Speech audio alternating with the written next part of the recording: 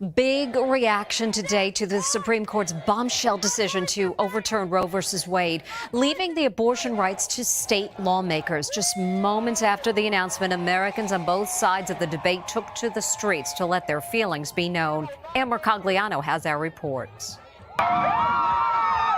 Just after 10 a.m., the news broke to cheers and tears. Bottom line, Roe versus Wade is overruled. There is no constitutional right to an abortion. Let's Make a Deal was on the air when the CBS News countdown interrupted regular programming. The court has ruled that states can decide whether abortion should be legal or illegal. As Nora O'Donnell read the news live, Chief Legal Correspondent Jan Crawford rushed to the anchor desk with the hot-off-the-press details. It's a 5-4 opinion. As people reacted to this historic decision, there is an effort to understand its full impact. What does it mean for America, especially women? It's just seismic. This is one of the most significant historic decisions in modern times. Experts represented both sides of the issue. This is a really stark moment in America and a huge setback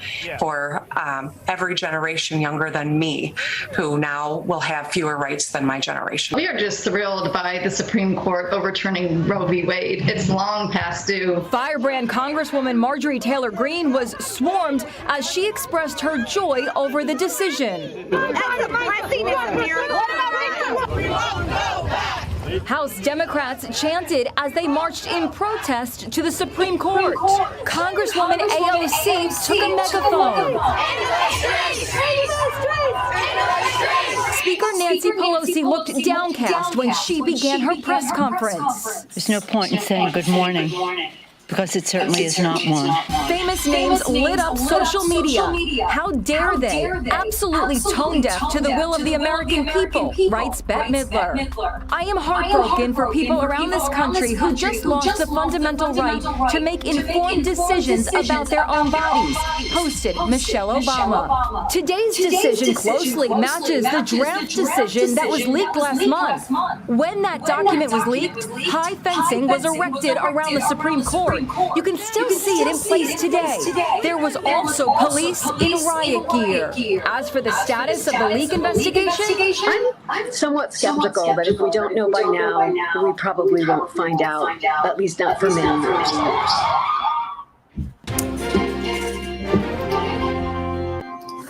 Hello world, welcome to Africa Let's Talk. My name is Collins Kofi Opon. You can call me Mr. Beyond. And of course, you are welcome to the program. This is a conversation between African Let's Talk and Phumulani.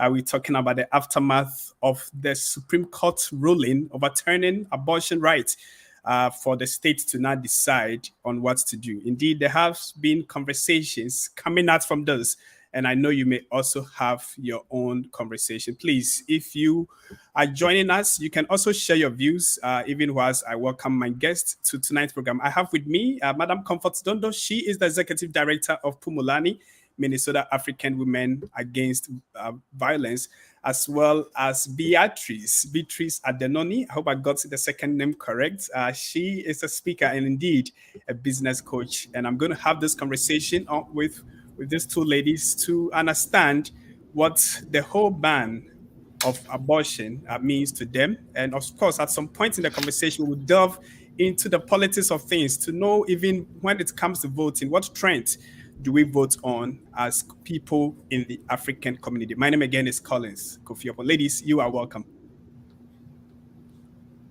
Thank you. Thank you for having us here. Really Absolutely. Appreciate it. Absolutely. All right. Thanks so much for being on the program. And of course, I would like to start with you, Madam Comfort Dondo. The reversal of the Roe v. Wade on Friday by the majority decision of the Supreme Court actually has got the country talking, with many expressing their disapproval. Did the ruling come to you as a surprise? Thank you so much. Thank you so much, Mr. Beyond. Thanks for hosting this really difficult conversation, as we know that there's really two extreme views on the decision in terms of the reaction of people. First of all, let me say today I am a representative of Phumulani. So I will be speaking both organizationally, but I will also speak from my own personal. Organizationally, we work with the women who are fleeing abuse, and sexual abuse can be a part of that in our work. And so this decision, it left me kind of in the middle, which is the outlier, right?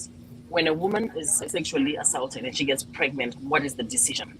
That is the minority of the cases. And I want to start this conversation with that tone. So the decision for me left me with the question of, are there going to be considerations for those outliers? Having said that, I also want to say that I'm very surprised about the decision. I'm surprised because I think, as far as I was concerned, we are having a democratic. We're having a president right now who is from the Democratic Party, and I was thinking, the decision would not go that way. Right.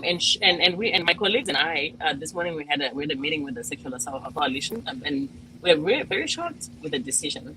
But having said that, I would say I'm still in the middle because of the clients that we serve, but also on a personal note with my values. I wouldn't say that I'm really surprised in some ways. So I'm really very neutral and very much in the middle. And I'm looking forward to what my colleague and my really good sister has to say about this. So thank you. All right, indeed. All right, Beatrice, now the ball is in your court. But once again, this is Africa Let's Talk. Like I said, we're having this conversation together with Phumulani about the Supreme Court's ruling about of the banning of abortion, or better still, the overturning of the Roe V Wade. And Beatrice, what do you make of it? Was this something that actually came to you by surprise? No, it did not came to me as a surprise. I feel like I'm talking from like multiple perspectives here, right? I take a really neutral stance on a lot of the political platforms and every issues, especially on abortion. I feel like it's a very personal issue. Mm-hmm. And for it to be a political platform, I just question what is the actual agenda behind it? Because I honestly think that we do have the extreme cases of the sexual abuse, the incest, but at the same time, we do have other other challenges and other issues, as well as teen pregnancy. Mm-hmm. And there's so many challenges, so forth, those issues, right? Mm-hmm. And I just say that okay, through time, historically, the youth usually, people had babies young. Mm-hmm. And it has been part of the history that majority of the country was pro-life. And mm-hmm. that change had happened, when that turned over in the 1970s and that case came about, it was just almost to me, when I think about the court ruling, I stepped back and I was like, if this was not an issue, would we even think about this? Mm. If abortion was never on the table, would we even be this heated up? Would we even have this conversation? Would it even be a thought unless it's the extreme circumstances mm-hmm. of this happening? So I start to ask these questions, what is the real root of why this action actually exists, and why is it such a profound political platform than what it is? Because pro-life, pro-choice, they're all on the two sides of the spectrum, but it's actually it's a flip of a coin, actually. So you either one or either the other, but it's the same coin. But it's very significant flip. Yeah, it's a significant flip, but at the same time, there's still one source to it. Mm-hmm. It's still a coin. And to me,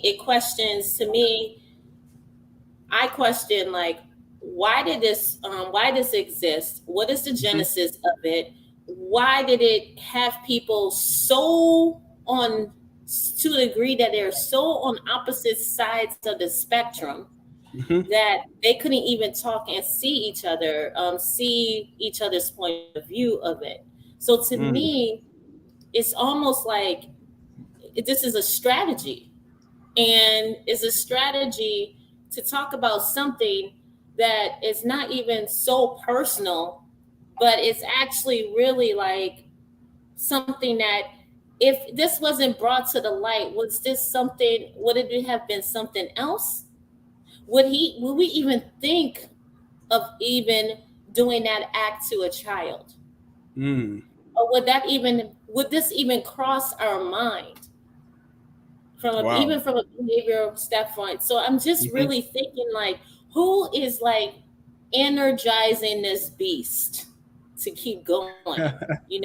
The increase of abortions had basically skyrocketed since the 70s, since it had happened, right? And one might say, like, I mean, there's even, like I said, I'm pro-life, pro-choice. There are people that say the hookup culture is at stake. Okay, wait a minute.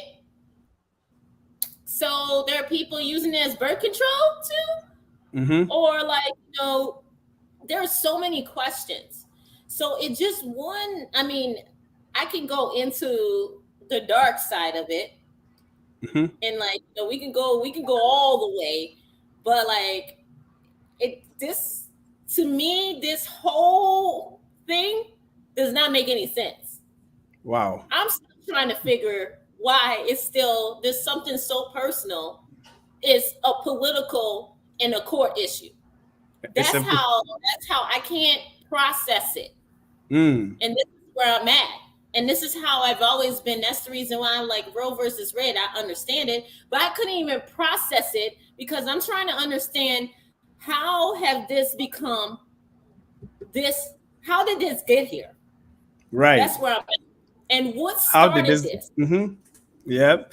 Wow. Indeed, you are raising some really thought-provoking issues, and I'm sure it's going to get a lot of people thinking, especially around the issue of why is this an issue now? And then I'm sure that's a really good question. But of course, the next thing that we want to know is that based on the number of people who have expressed dismay about the ruling, while others have also been approval of it, we want to now know your assessment of the divided opinions that is being expressed by people. I'm not sure if Comfort, you want to take up that, because obviously there are a number of people who are for and a number of people who are against. What is your assessment? What does it, of course, your impression of the divided opinion? Thank you so much, Brother Collins. Ms. Beatrice, I love the way you just are very objective and also just bringing the critical questions. So thank you for that. Well, I think like Beatrice, I've been really wondering, Roe versus Wade, very personal, right? Abortion, very personal to a woman's body. Why is the personal turning into political? It has forced me to also go to look at the history of abortion. And the little that I understand about the history is the woman who really started Planned Parenthood. The places where Planned Parenthood is located is disproportionately in lower income areas.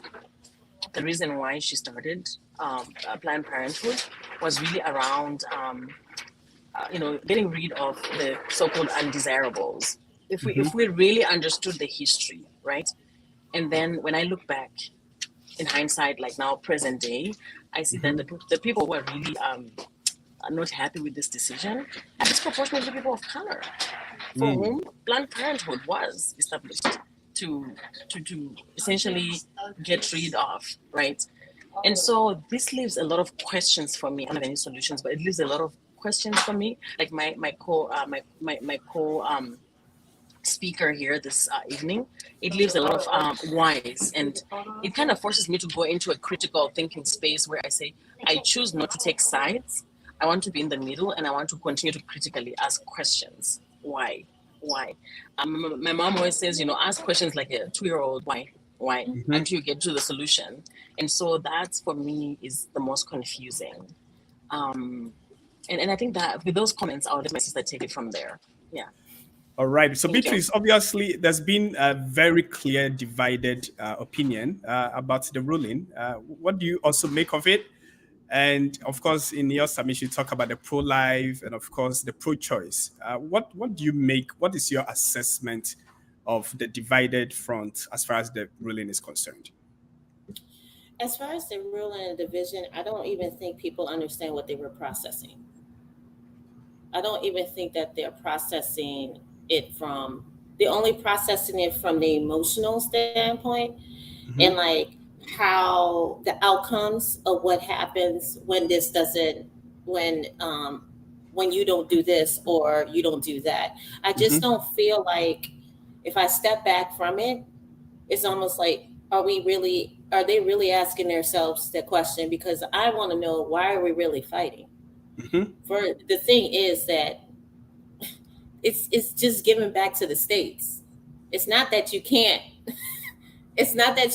like, get an abortion. You might not be able to get it in the state that you're in, but you can go to another state that basically opens it up, right?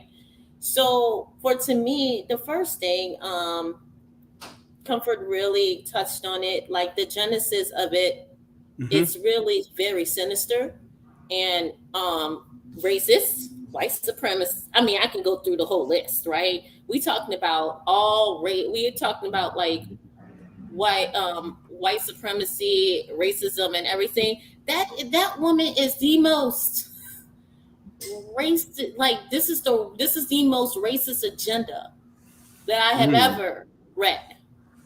The most sinister genesis that I have ever read. And the industry behind abortion is even more sinister than I have ever imagined.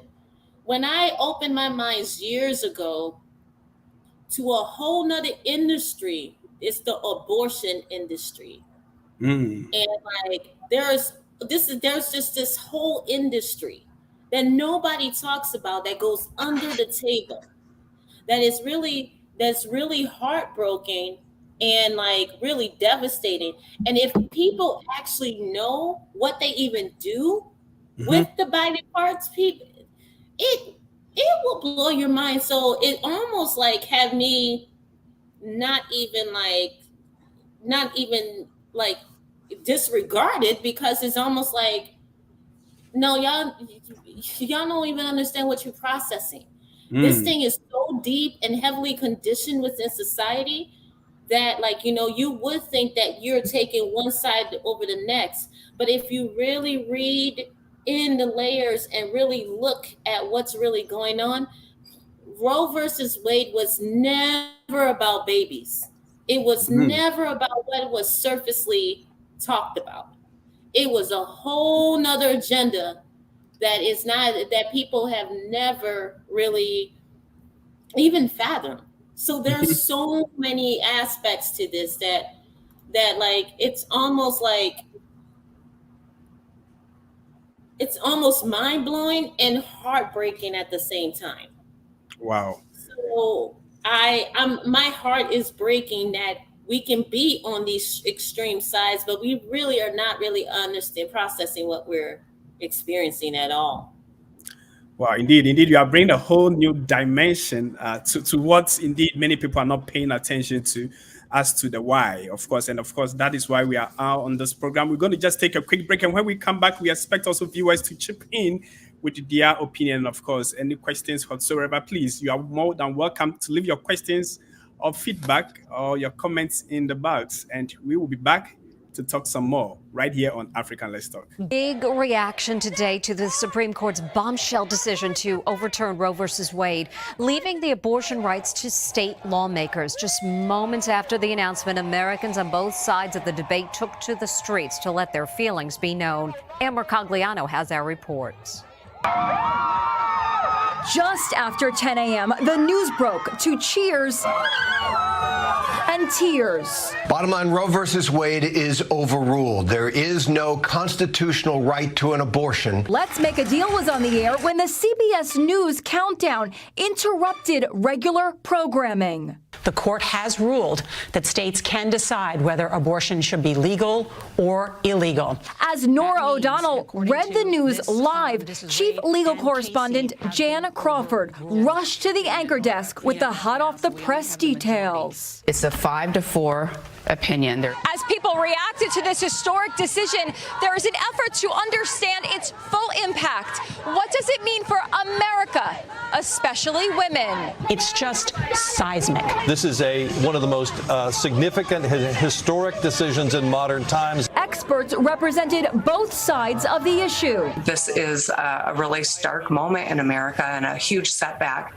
for every generation younger than me, who now will have fewer rights than my generation. We are just thrilled by the Supreme Court overturning Roe v. Wade. It's long past due. Firebrand Congresswoman Marjorie Taylor Greene was swarmed as she expressed her joy over the decision. House Democrats chanted as they marched in protest to the Supreme Court. Congresswoman AOC took a megaphone. Into the streets! Into the streets! Into the streets! Speaker Nancy Pelosi looked downcast when she began her press conference. There's no point in saying good morning, because it certainly is not one. Famous names lit up social media. How dare they? Absolutely tone deaf to the will of the American people, writes Bette Midler. I am heartbroken for people around this country who just lost the fundamental right to make informed decisions about their own bodies, posted Michelle Obama. Today's decision closely matches the draft decision that was leaked last month. When that document was leaked, high fencing was erected around the Supreme Court. You can still see it in place today. There was also police in riot gear. As for the status of the leak investigation, I'm somewhat skeptical that if we don't know by now, we probably won't find out, at least not for many years. All right, welcome back to African Let's Talk. My name is Collins Kofi Opon. You can call me Mr. Beyond. And of course, we are getting into this conversation. Comfort may have to respond to us via audio now. But Comfort, if you can hear me, the next question I wanted to know exactly is, as an organization that is actually working to protect the interest of women, especially those that may be facing some form of violence, does this ruling in any way impact the work that you do? So this one, we want to talk from the basis of the organization Phumulani. Does it in any way at all impact the work that you do? Absolutely. Thank you so much again, Brother Collins. And sorry, I cannot be I can only be accessible over audio moving forward. Yes, of course it does. It definitely does impact the work that we're doing. So let me bring a little bit of a context, right? I think my co speaker and I we talked about the outliers. So for those women who might have gone through some kind of sexual assault that results in pregnancy, this ruling obviously is in favor for them. Having said that, even in countries where we come from, right, even in the African continent or any other countries that maybe even there's dictatorship, if a woman is sexually violated and ends up in pregnancy, that option of having an abortion is actually there as an option in most countries, at least not the extreme ones. So again, it remains an outlier, right? I believe that for us to look at this act, this whatever was passed, and apply it to a whole populace is really, for me, speaking on my own, not organizationally, is a little bit skewed and is very confusing, because again, those cases are very, very they're outliers. Organizationally, however, I'll say I want to pose a question. What is it that we're talking about? We're talking about the protection of women. I'm going to give an example. The feminist movement, women's rights movement, it was started by white women, right? And at this moment, we look at, I even look at myself as a young African woman. I went to an all-girls college, and feminism was kind of thrown at me, and it's still being thrown at our young African women. And without even the context of the history and the knowledge of what it is that that's been thrown at them, how do we expect our young women to totally comprehend the content that's been given to them without understanding the history? Beatrice just talked about the dark green history of who started abortion, the genesis of abortion. Do we even know this history as a community, for example? Does my organization, does my staff even know the history? I think we perish because of lack of knowledge, and I think I want to pose this. I want to pose this question to the community members, the young people that are listening. I think it's important for us to just pose questions, hard questions, because sometimes content is given to us, sometimes even so-called research or laws or policies are given to us, and we end up just taking them on without even asking those hard questions. Why? What is the history of this? So to answer your question, Brother Collins, I would say there's no cookie cutter, one size fits all for those women that would really need it and not using it as contraception, or oops, we made a mistake, we gotta get rid of this. This ruling obviously is going to protect those women. And again, we live in a court democratic space and court. But even in the least democratic of countries, if this were to happen to a woman, if a woman were to be sexually assaulted, it would end up in an abortion being legalized. Again, those are outliers. I think for me, before I yield the mic back to you, I'll say it's outliers. They're very small numbers in organizations. We do fight for women's rights. And we have to ask, what are those rights? How do we define those rights? Yeah, thank you. Absolutely welcome. And of course, I know it's leaving us with more questions, and that is actually a good part, because then we're going to probe further. We're going to ask more questions, and of course, we're going to be in a situation where we want to seek more knowledge. But Beatrice, in all this conversation, in what ways can reproductive health be enhanced among women, or can it be affected? Of course, is there a way that you believe it can either be enhanced or it can be impacted? If you can share your views with us. I don't think it will change, honestly. I think it will hold, what will actually will do is hold people accountable and responsible for the actions that they have done. And the people and the women that are in dire need and do need that action done to them will actually get that care. So I feel like it might just minimize the amount of abortions in a sense of people like, you know what, I can't, I'm going to be a little bit more responsible. And from me being an outside perspective, no, I mean, not outside, I'm inside the whole situation. Right. But I'm all in, because I mean, I had a lot of challenge. I've had a lot of issues that happened too. So like personal issues, and I feel like this is close, to me, because I mean, I feel like the health care is going to be there, whether or not now people just had to be responsible, and the women that have those extreme circumstances will actually, to me, I feel they're still going to get the care that they need. And when you say in those circumstances, you mean those who find themselves pregnant and want unwanted pregnancy, or? I feel like it's more of the ones that were raped, the ones that were the extreme circumstances should be cared for.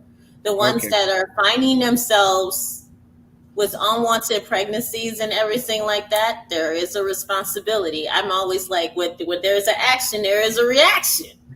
Right. So there is accountability. And we can't be like skating over responsibilities like that. Like, I mean, this is huge. And I feel like there's a lot more to this whole industry than we even meets its eye. And I feel like we need to stop playing into the pockets of all of these corporations that is involved in this industry. Wow, that's interesting. Of course, if I'm listening right, what we're now talking about is women. Is women taking control and women taking more responsibility. Is that what you're saying? But of course, women have also said that, hey, sometimes it's just beyond our control. I mean, the issue of pregnancy is beyond our control and not necessarily something we can police every step, especially during the process of intercourse. So I'm not sure what you can say to that. I don't know whether we can police every step, but I feel like we can do our best. And I mean, just, you can't control it, but at the same time, we can't make it a birth control. Okay. Abortions is not meant to be a birth control. Okay. Let's be real.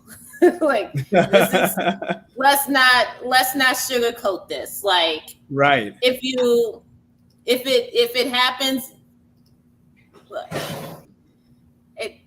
I am sorry. Like, this is kind of like, those are some of the responsibilities.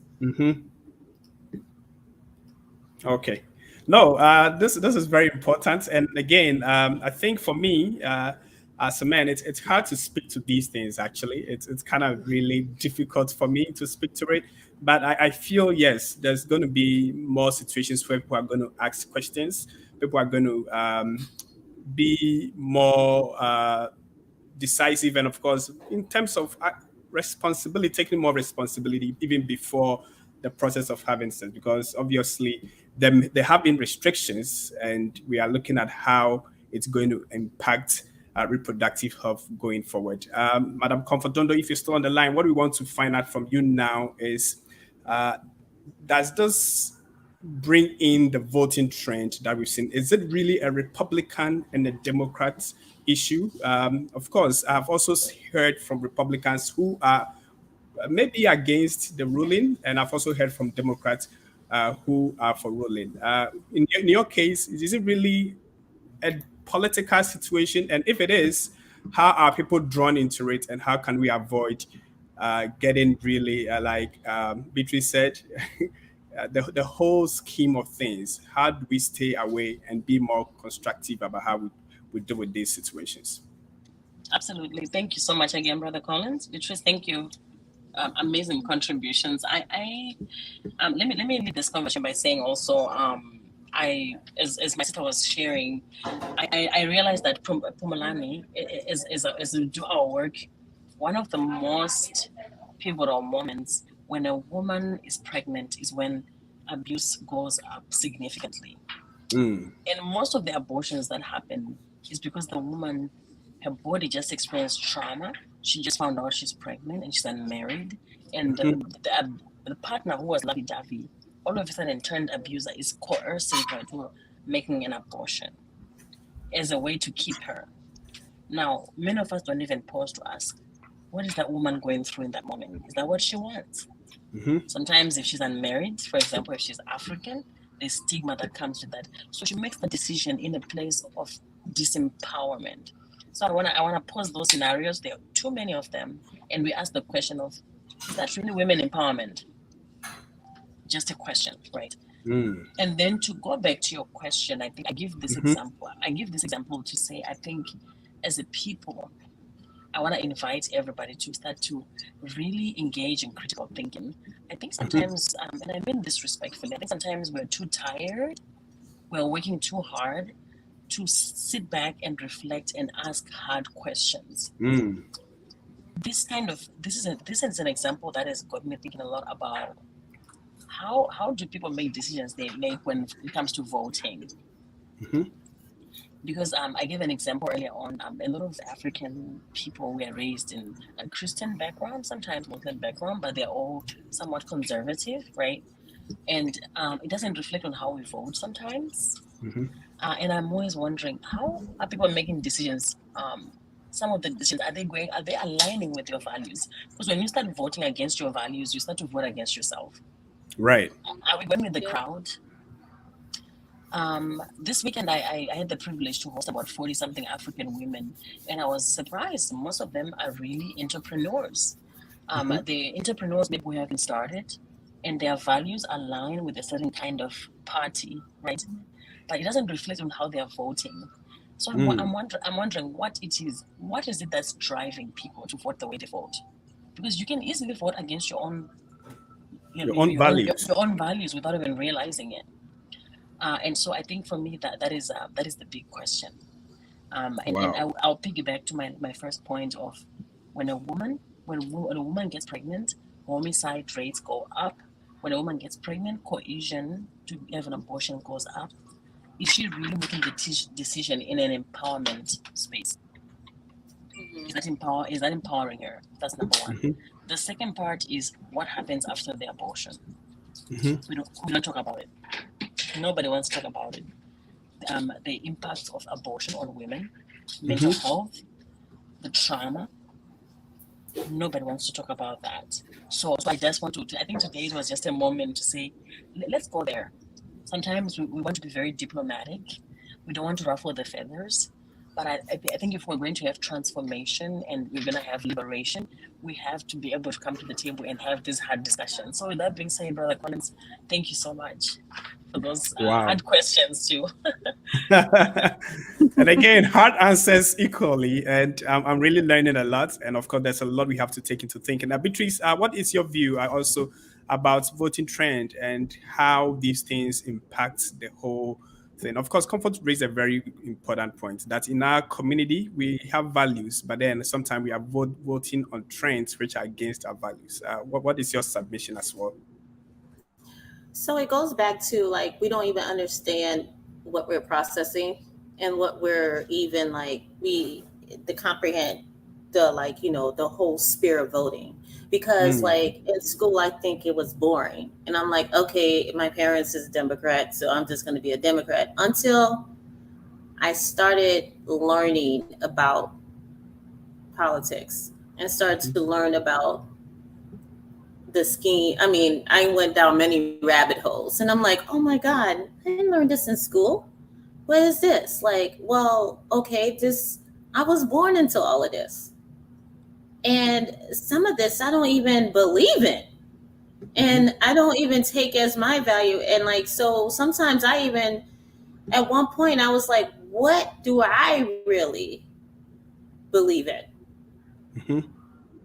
Separate to what my family believe in, separate to what the community believes in, or my social circle. What is my views and what is my beliefs, right? My belief system. And I feel like those are questions that are not really asked. Like Comfort said, that we are not really thinking critically on the reason why we vote the way we vote, and why we're so hard on certain stands. Some people I know regurgitate the news, and they will tell you sentence by sentence by sentence. And once you said why, they want to throw something at you because you're starting to challenge their beliefs. Right. And then not only beliefs, but their point of view, because it tells me that you don't even have a stand and again, don't understand what you're processing.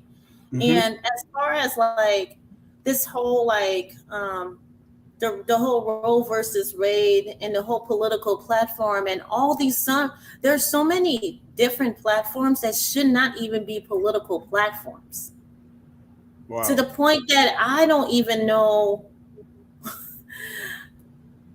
understand what we're really fighting for. It is so personal to the point that like we need to learn. I mean, I'm going to put this in layman's terms, right?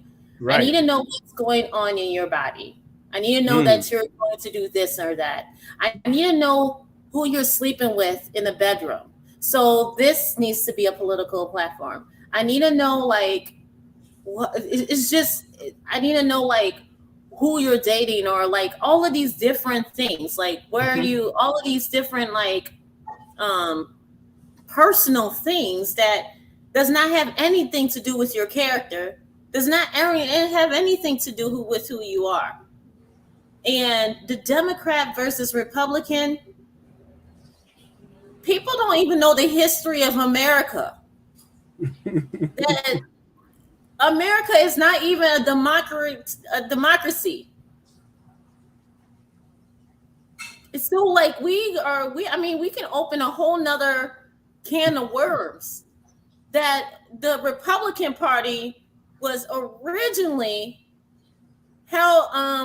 started by a whole bunch of Negroes, blacks, blacks here, there were black Republicans. So when did it switch over that we became Democrats? No one is asking these. I mean, there are so many questions, right? And I can keep going. And I can even keep going to the genesis of Africa, back into the Punic Wars. We don't even know that Africa, though, if Africa is not even Africa's name. And it could be challenged in different settings and everything like that. And like we really had to ask, who are we? What do we know? And how can we make constructive decisions based on things that we're not even processing? So what we are doing right now, based on even this political platform and this political landscape right now, is everything is surface. And nobody's going deep. Let's go deep. Let's go deep. And actually, let's go deeper. Wow, that's interesting. Thank you so much.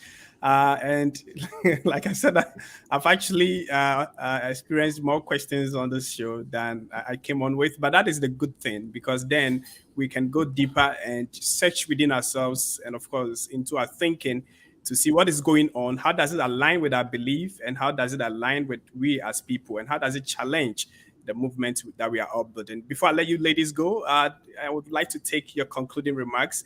And of course, Comfort Dondo, please, if you can give us your concluding remarks. Absolutely. First of all, I want to bow down to you, my brother Collins, the African community overall here in Minnesota and across the continent. We're very blessed to have men like you who care enough to put this kind of panel together. So I pay homage to you for that. And I have to say it to the whole, well, everybody's listening. My parting remarks, we shall perish as long as we lack knowledge. Knowledge is fundamental, and it's even more critical when it's applied. I want to talk about us as an African people, that we've been deeply colonized since the beginning of times in our history. And I think it's a pivotal moment right now with the murder of George Floyd, with everything else that's going on, the pandemic, the shift that's happened, the pandemic that has forced us to slow down and think. Even though maybe we might have slowed down and thought a little bit, but I want to invite you even more deeper, a word that was used today a lot on this show, to say, let's understand and study who we are, not who we've been told we are. Let's do our own cultural work. Let's do our own cultural self-study and study the true history and pass it to our children. As long as we don't understand who we are, we're going to walk around thinking we are African, and yet we are totally behaving in the ways the colonizer has put us in boxes. Let's ask hard questions, because this is the only way we're going to have our liberation. So my parting words are, let's do a lot of deep healing work in our communities. Let's do cultural self-study. Let's learn our true history. And only from then, we can start to take and leave what doesn't serve us. Thank you. Wow, that's amazing. Indeed, only from there that we can start to really, really decide on the things that affect us, the values, what affects us and what does not affect us, and how it aligns with our values. Beatrice, I would like to also give you the opportunity to give us your closing remarks. And at this point, please. How can I follow after Comfort? Oh my God. I feel like it's time to really step back and self-audit ourselves.